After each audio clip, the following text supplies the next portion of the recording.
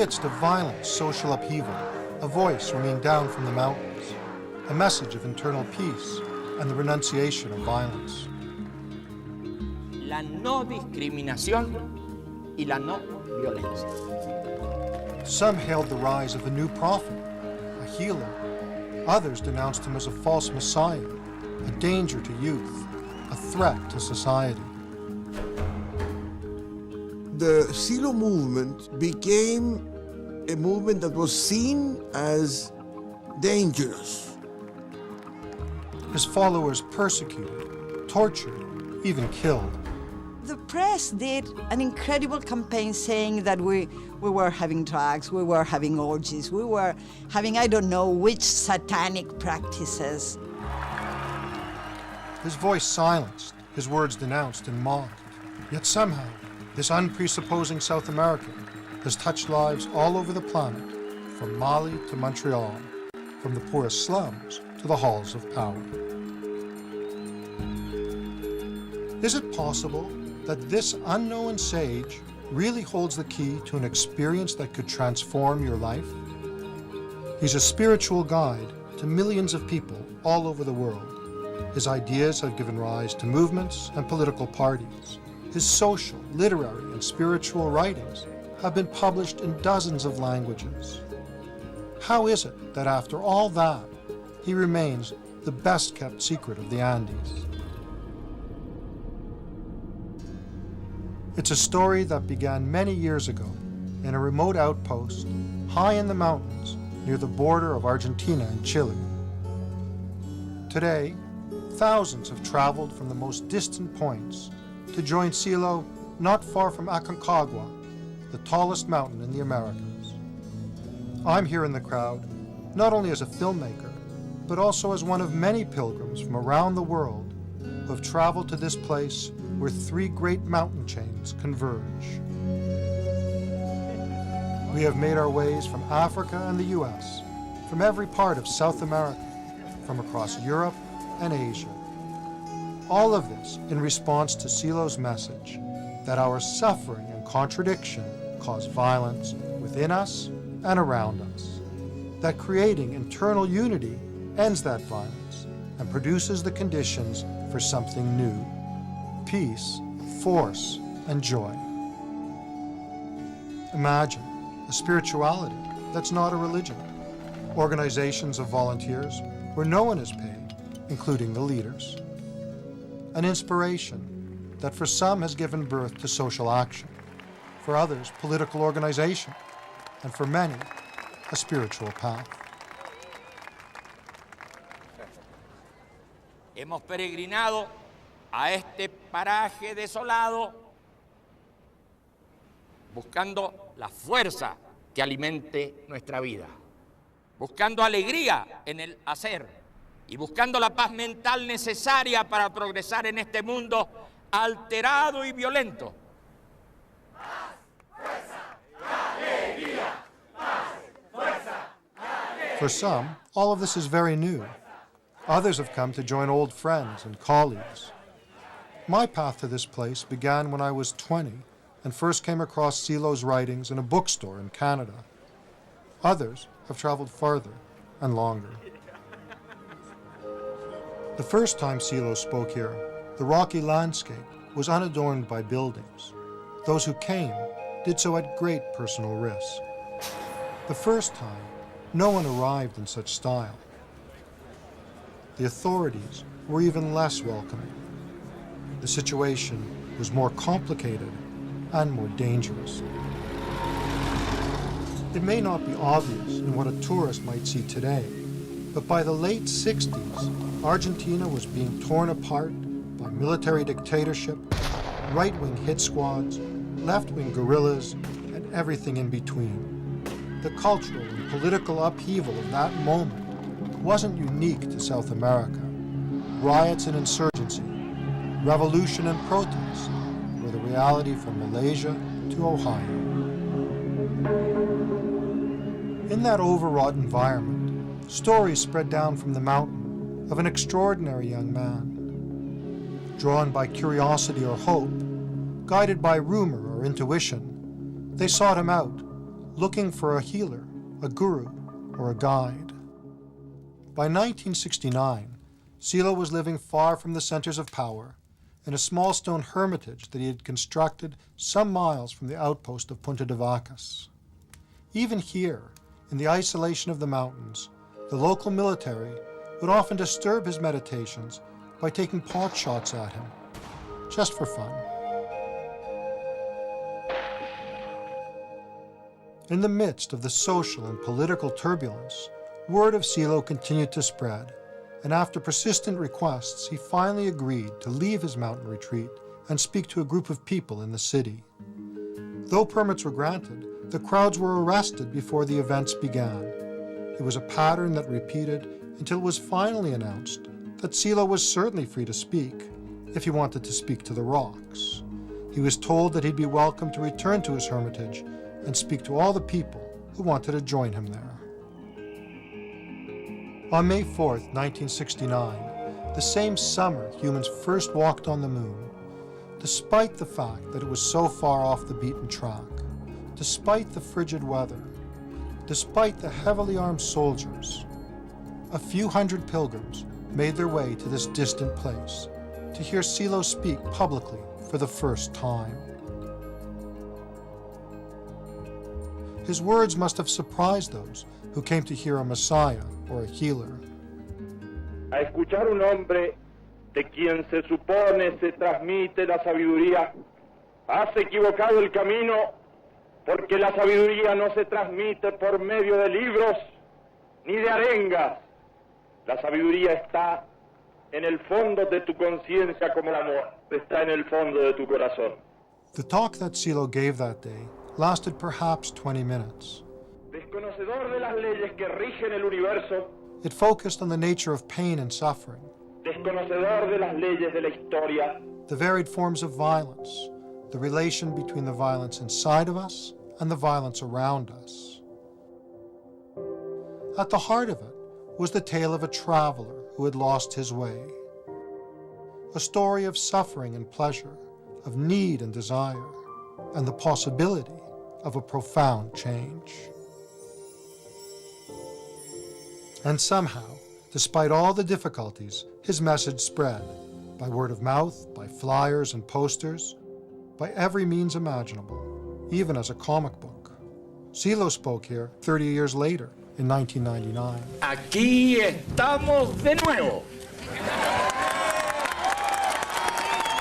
It was then that the stainless steel pillar was raised to commemorate his first talk. He spoke here again in 2004, and then in 2007. But over all that time, his message has remained unchanged. Y bueno, y es la ciencia y es la justicia la que puede mejorar el dolor humano. Pero el sufrimiento humano es mental. Y el sufrimiento humano no se soluciona ni por el desarrollo de la ciencia, ni por el desarrollo de la justicia. Es un esfuerzo que tiene que hacer el ser humano para entrar en otras regiones de la mente. Ese es nuestro tema. Learn to treat others in the way that you want to be treated. Learn to surpass pain and suffering in yourself, in those close to you, and in human society.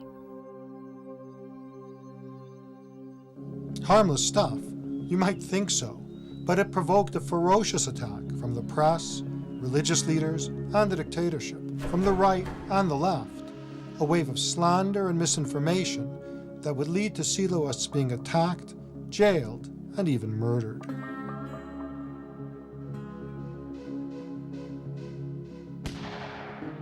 The same pattern would later be repeated in Europe and North America, denounced by the media and ideologues from across the spectrum, accused both of being a cult and anti-religious, communists and fascists, members ostracized, meeting centers defaced, one in Paris was burnt down, and in the States another was bombed. In 2007, a major Cairo paper denounced Siloists as Zionists and dangerous outsiders. That short talk that irradiated from this mountain pass, heard by so few, provoked outrage and controversy. However, after all these years, surely we don't need to speculate. We can judge Silo's message by the fruits it's borne. Learn to resist the violence that is within you and outside of you. Learn to recognize the signs of the sacred within you and around you.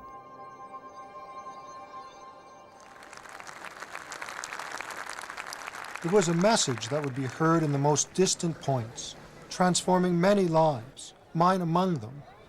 But none of that would happen without real risks to some of us. Among her many accomplishments as Undersecretary of State in the Chilean government, Pia Figueroa was responsible for creation of that country's first national environmental legislation. This mother of two has followed a long path to this place. I wanted to come here when I was 15, imagine, to hear Silo here on 1969, but I wasn't able. Not long before, a young Pia had first heard about Silo. Under the door of my house, it came a small leaflet, very small, I remember, with the image of Silo. It said, "My teachings are not for the successful, are for those ones that carry failure in their hearts." And I felt that that was what I had in my heart.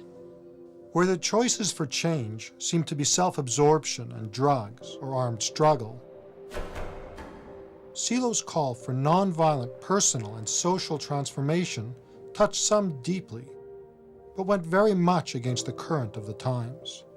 I remember once in my friend's house, she was having the guns hidden in, under her bed. I mean, that was the kind of options we were taking. Maybe if I would have taken the choice of a violent revolution, maybe my parents would have understood better. Her father's reaction wasn't surprising, considering the baseless and vicious slander accusing Silo and the Siloists of every crime from rape to murder. The Silo movement became a movement that was seen as dangerous. Fíjate que esa violencia siempre deriva del deseo. Cuanto más violento sea un hombre, más... We, of course, took our time to study our issues and went to retreats or out of town to take some days to think about. We were just meditating, but the press did an incredible campaign saying that we were having drugs, we were having orgies, we were having I don't know which satanic practices. It was totally unproportioned, totally monstrous. They was beginning to say that they kidnapped children and took them to meetings, and immediately they began suggesting that the meetings had sexual ideas. My father, he wanted me back in home immediately. My sister followed also. She was smaller, 2 years younger than me, and he was desperate. I am a lawyer. I did what I was taught should be done in that case. I went to the police. And she was found in one of the Silos meetings. The hysteria of the time meant that Pia's peaceful meditations were about to be harshly interrupted.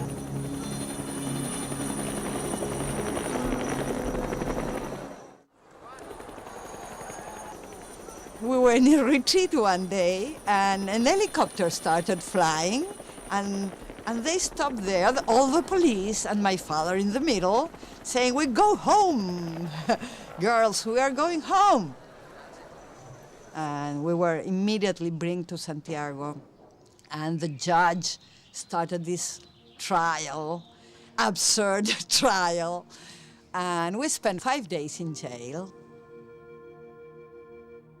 Pia ended up in jail because her father feared that some strange cult was going to ruin his daughter's life. Subsequent events were going to prove him wrong. I think that if people were like Pia, we would have a very nicer world. Definitely.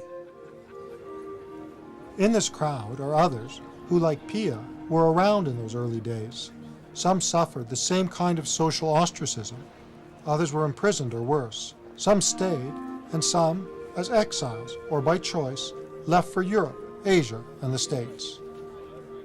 After jail and after that direct confrontation with my father, I decided that this message was enough important as to bring it to many other peoples in the world. So with some friends we organized and we went to Asia, and I lived in the Philippines for a couple of years. And we published Silo's books, and we formed a lot of groups and a huge movement, where I met a couple of people, very nice friends of mine, Victor and Cherise, who later on moved to Canada. And it was in that roundabout way that I first encountered Silo's message. I came across a sign posted by these two new Canadian immigrants. It referred to a dozen principles, tactics to creating a coherent life, principles of valid action. And then I found the book these principles were taken from, The Inner Look, a kind of poetic journey from non-meaning to meaning. The very first page lets you know what you're getting into. Here it tells how the non-meaning of life is converted into meaning and fulfillment. Here is joy, love for humanity, for nature, for the spirit. Here the worldly is not placed in opposition to the eternal. Here it tells of the inner revelation, at which all arrive who carefully meditate in humble search. To me, they seemed words that held great promise. But there were also things in that book that were hard to wrap my head around. Ese es el librito que nosotros pasamos y le decimos a la gente, medite este librito, fíjese si en este librito están las cosas que a usted le resuenan como cosas importantes en su vida.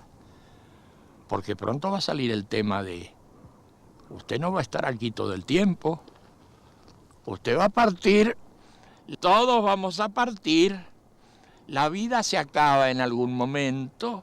¿Cómo sigue esta película? ¿Es que usted termina para siempre?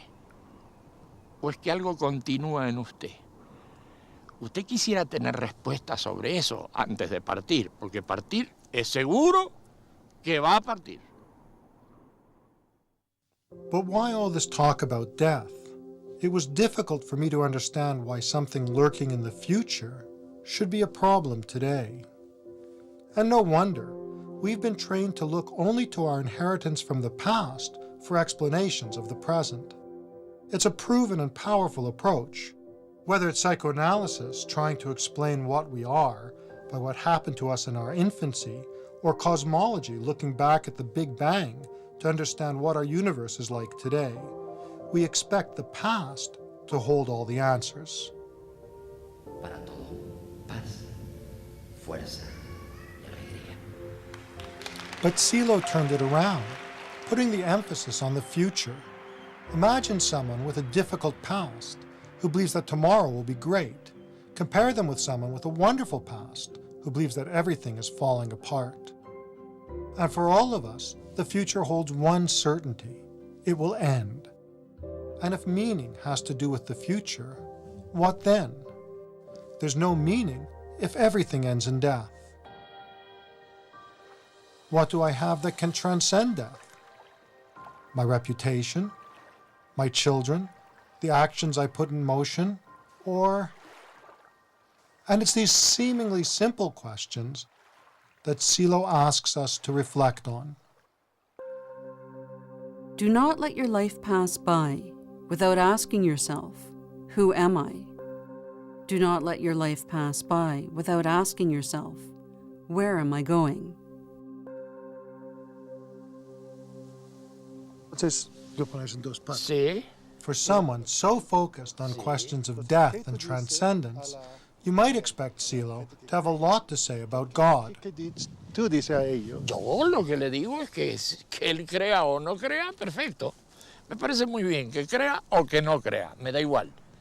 Pero que ese no es el tema para salir del mundo del sufrimiento y para crear un nuevo tipo de ser humano. Ese no es el tema. Eso es lo que le digo a la gente que cree. Que crea. Y si me dice que no cree, pues que no crea. Porque el tema es otro. El tema es otro. No es el tema de que cree en Dios o no cree en Dios. El tema es cómo soluciona sus problemas existenciales. Y lo existencial no se resuelve porque crea o no crea en Dios. Our spirituality is not the spirituality of superstition. It is the spirituality that is awakened from its deep sleep to nurture the best aspirations of the human being.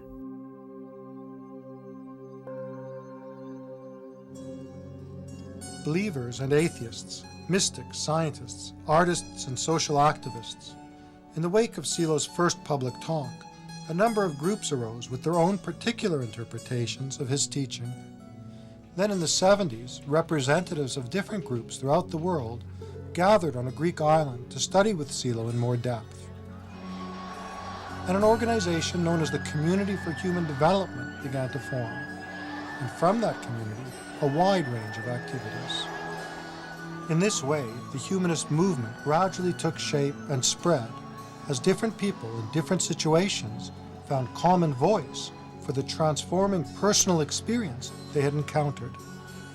The range of activity as varied as those people and the situations they live, denouncing violence and injustice, working for literacy or public health in Asia, the Caribbean, and Africa, or organizing everything from social action to neighborhood newspapers or campaigns for better urban transit. In 1981, I joined some friends and accompanied Silo to a number of events in Europe and Asia. It seems to me that among all the extraordinary occurrences on that trip, two of the most extraordinary took place in Asia. The first was in India, on Mumbai's Chowpatty Beach.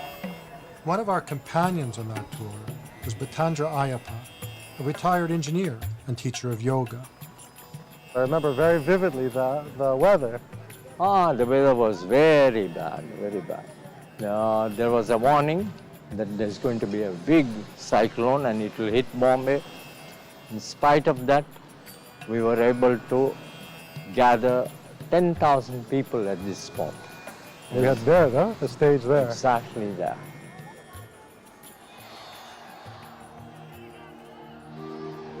In the midst of that chaos, despite the storm, after speeches and talks, Silo invited those who agreed with his message to stand. 10,000 people rose to their feet, and for many, something extraordinary happened.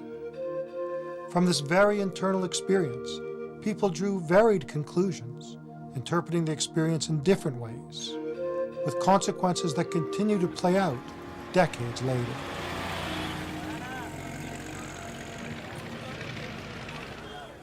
Mukul Desai lives a short walk from his shop in a middle-class Mumbai neighborhood. Every week for the last decade, members of his extended family gather for a meeting about Silo's message. और अपना ध्यान अपने श्वासोश्वास के ऊपर हल्का और गहरा हो सके उतना आराम से और गहरा. From the beginning, from the existence of man, man has to face pain and suffering. When we do these experiences, then it gives us the power to face the challenges that are created in day-to-day life. Some Friday we discuss on current topics, we discuss for local problems, we discuss for our child development, we discuss for the education systems, we discuss for our personal life, family life. This makes our knowledge wider and wider and global, and we transform this to our societies. Despite India's economic boom, poverty remains an enormous and extensive problem. It's not surprising then that these influences took another form in Nehru-Nagar, one of the region's many slums.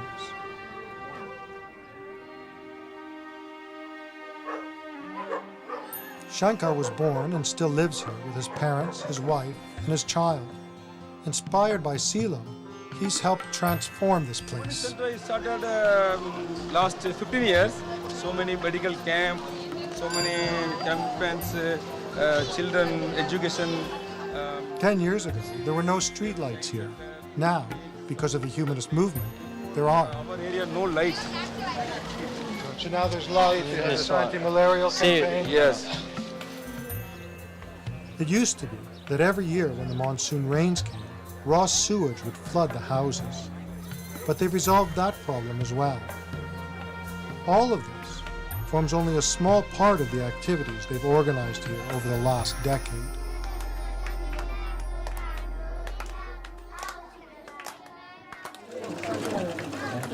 This is Human Center. This last 10 years we are running. So the idea is that they'll learn to sew and then they can actually get work sewing and earn some money and help support the family. Getting 100 to 150 rupees. You can manage your family easily. Rukaya Joshi is a professor of management and an important part of this project. So focus of this center where I am associated is women and children. It's very interesting that this man from the other side of the world, from so far away, touched you and transformed me. And it's not just individuals that were transformed. People had lost faith in themselves in this area of Nerunaga. They had lost faith that any improvement can ever be done. But after we started the work and after the movement started doing their activities, now almost everybody has got real faith that things can happen, change can come.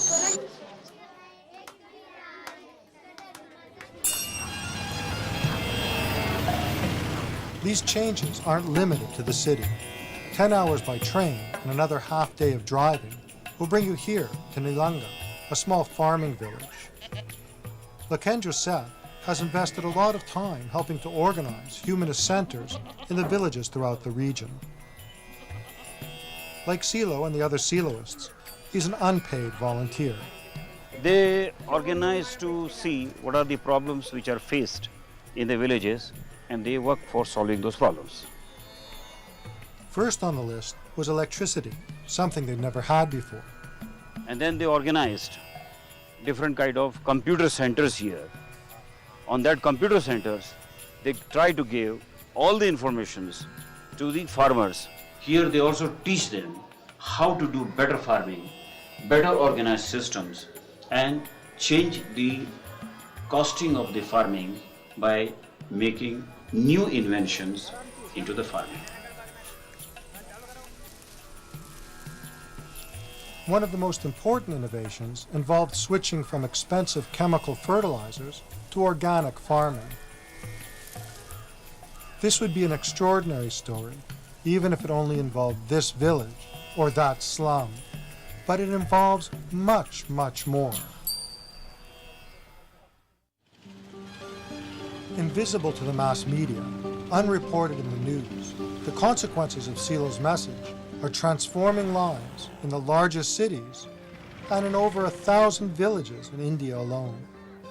But all of that was to unfold in the years following Silo's brief visit in 1981. Back then, he traveled from Mumbai to Sri Lanka for meetings with members of the Buddhist community. He also met with Sri Lanka's Prime Minister, Rana Singh Pramadasa. The meeting was civil, but the Prime Minister was unusually forthcoming. He told Silo it was pointless for a foreigner to come here and preach nonviolence in this peaceful Buddhist nation. Some years later, Pramadasa was assassinated, and Sri Lanka continued its plunge into a violent civil war, which has continued till today. But another national leader was to prove more receptive. Kenneth Kaunda was then the president of Zambia and the head of the only political party permitted under laws he himself had created. But Kaunda declared himself a humanist, and in 1989, Silo responded to repeated invitations to visit him. At that meeting, Silo insisted on the need for Kaunda to allow real democracy in Zambia. It was an encounter that Silo used as the basis for one of the stories in a collection of his tales that received an Italian literary award. But did Silo's visit influenced Cayunda's subsequent decision to allow free elections? He's never said so. A few years later, one of the most influential politicians of the 20th century pointed out an important convergence between Silo's writings and his own. In 1993, Silo received an honorary degree from the Russian Academy of Sciences. 4 years later, Gorbachev authored a small book comparing his ideas with Silo's humanism. But what do humanism and ideas of social change have to do with this internal experience of change that Silo talks about?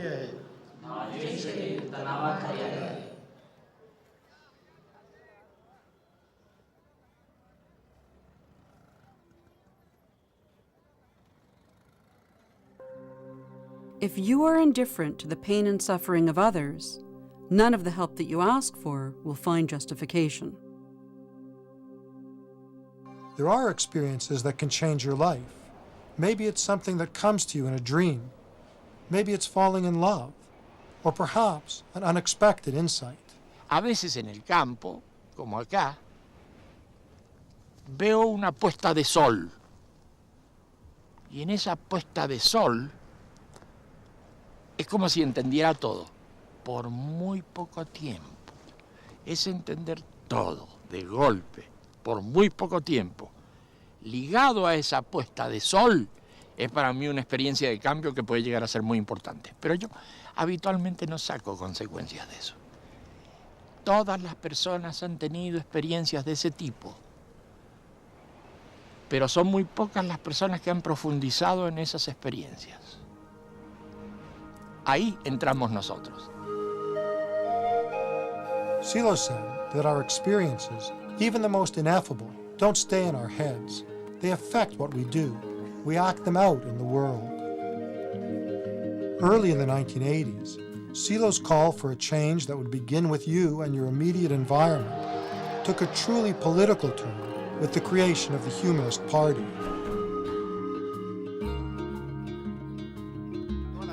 Toda la referencia a Chile sea un lugar que tenga un nombre violento, militar, plaza de armas. Evidentemente la gran mayoría de los chilenos aspira que este sea In Chile, it led Thomas Hirsch to a stint as an ambassador in his country's first post-dictatorship government. Even his candidacy for president didn't really strike him as an unusual step. Yo en realidad entiendo al humanismo o al siloísmo, es decir, a aquello que pone en marcha Silo, como un proyecto transformador de la sociedad, del individuo y la sociedad, y por lo mismo tiene repercusión en todos los ámbitos del quehacer social. While the banners of New Humanism were visible in the overthrow of dictatorship in the Philippines, and the party played a key role in the return of democracy to Chile, it's much more than a political party. Que yo siento que me va transformando a mí, pero que también comienza poco a poco a contribuir en una transformación del medio. Y entonces me va retroalimentando porque me va dotando de sentido esa acción que vamos realizando con tantos otros en tantos lugares y que va dando frutos.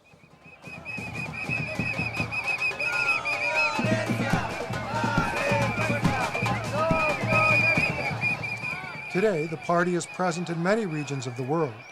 But at the beginning of the 21st century, it was to Latin America that around the world, the eyes of the left were turning.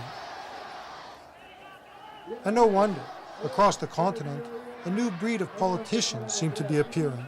Nos conmovemos con el mensaje de Silo. Drawn from different parts of the political spectrum, but each of them, in some way, promising a break with the past.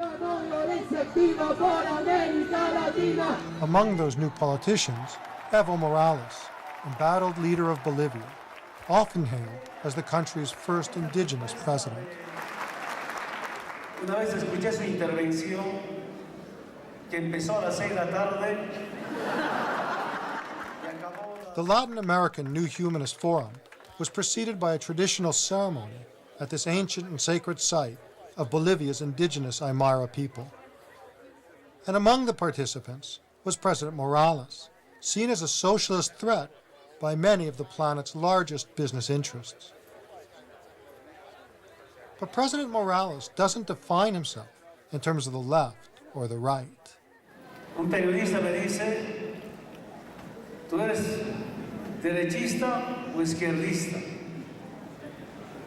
Yo digo, ni izquierdista ni derechista, sino humanista.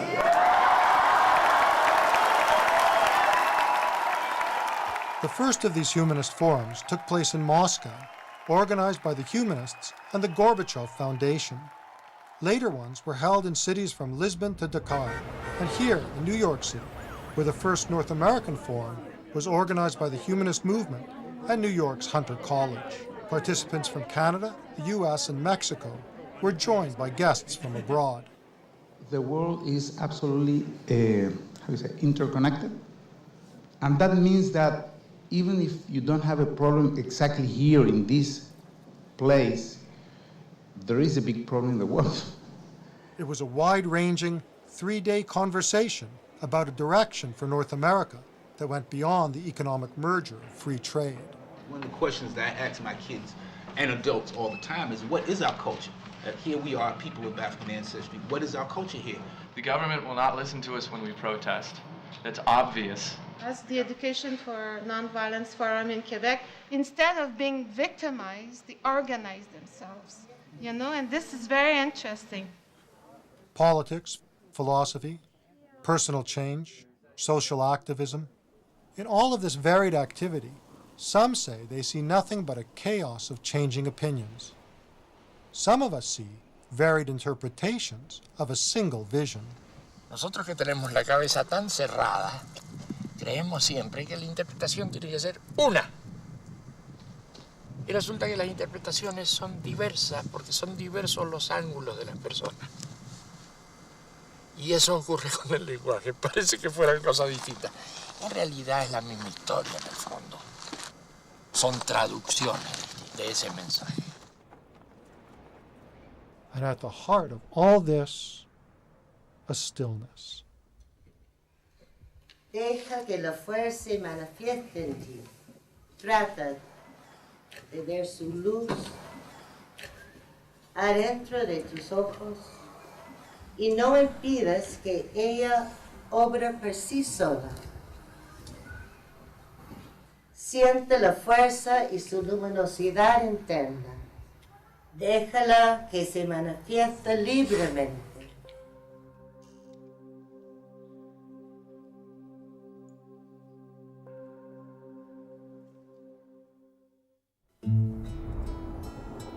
Over the years, the manifestations of Silo's ideas have grown and changed, and so has this place. First, a stainless steel pillar marked where he spoke so many years ago. Later, an entire complex took shape, Punta de Vacas Park, a place of meditation and meeting, and then a plan to build similar parks on every continent. But before that had barely started, national parks began to appear. Each of these parks shares the same symbolic structure. This is Parque Manantiales. This is the National Park of Chile. And this is the gateway to the park. And when you walk through the gateway, you walk into another environment. And then all the parks also have a monolith. Its form has to do with historically how the human being has always built that, which has something to do with the connection of the heavens with the earth. And then we also have a fountain, underground springs, waters. It has to do with life in itself. And then there's a stele, which is like a little monument with all the names of the people who have helped build the park, because our parks are put together just by people. And then we have the halls, and they're purposely made without any distraction. And in our halls, what you find are other people or empty space. And so the two situations are the best situations to reflect or to have internal experience. And our parks are open for everyone.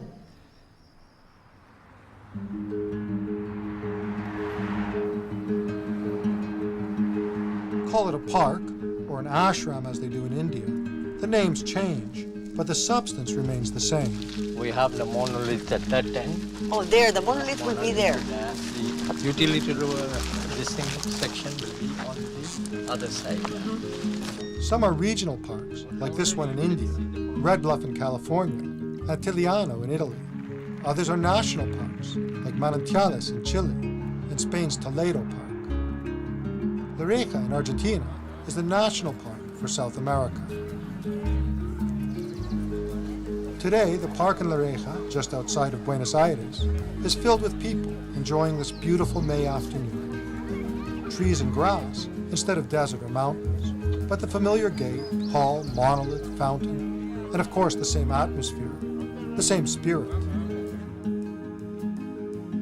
And at the heart of that spirit, what is the nature of this experience that we keep hearing about?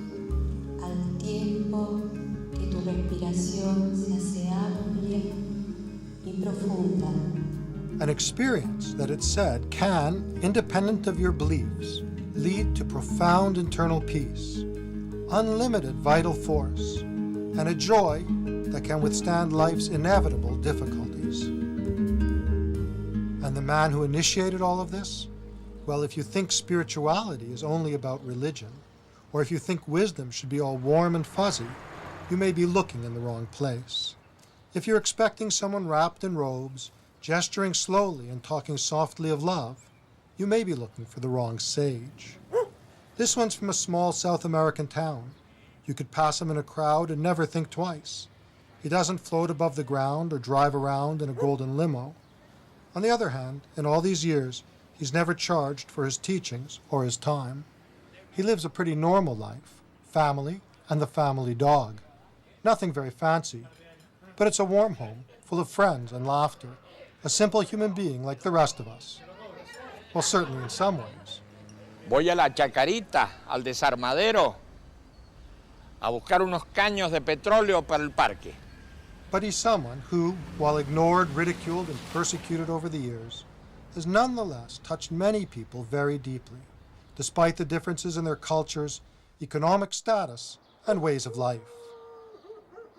Pero yo, como un tipo con temores y angustias, ¿qué yo puedo hacer? ¿Cómo yo puedo? Tú tienes que basarte en una experiencia que te cambie, que te abra el horizonte. Sin esa experiencia vas a estar dando vueltas en el mismo círculo vicioso.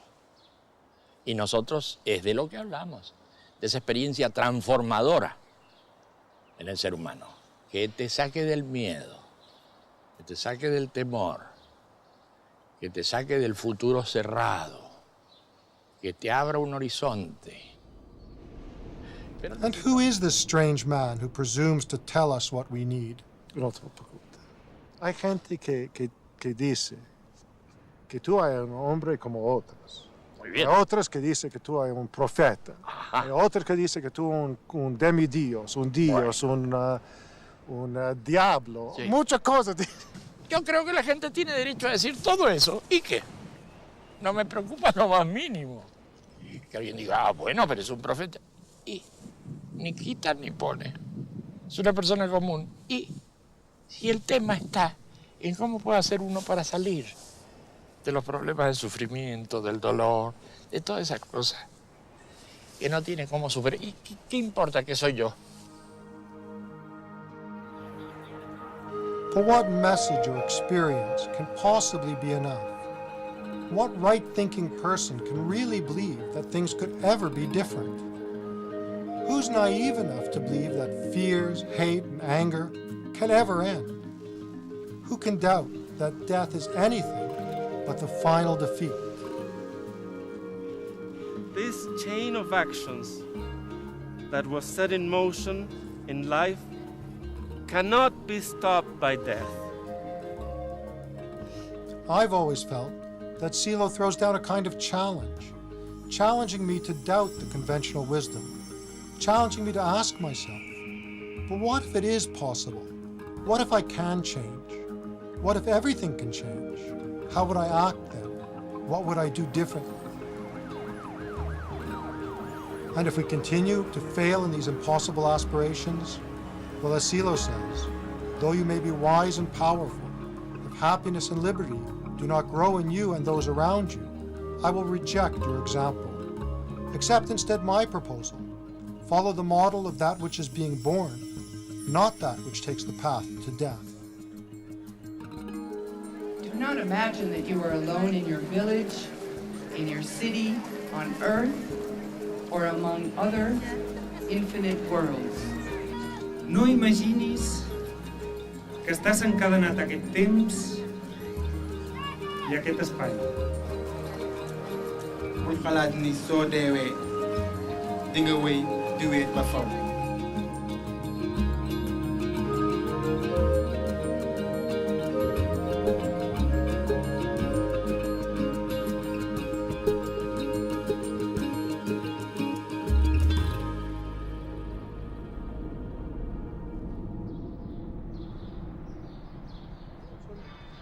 Sí, hay mucha gente en ese momento que tiene una sensación bastante apocalíptica, con cosas muy malas. ¿Qué te dice?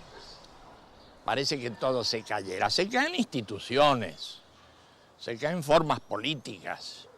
Seguramente está muy bien que se caiga, pero en las personas no, está surgiendo un nuevo sentido, una cosa muy importante. Están aspirando a otro tipo de mundo.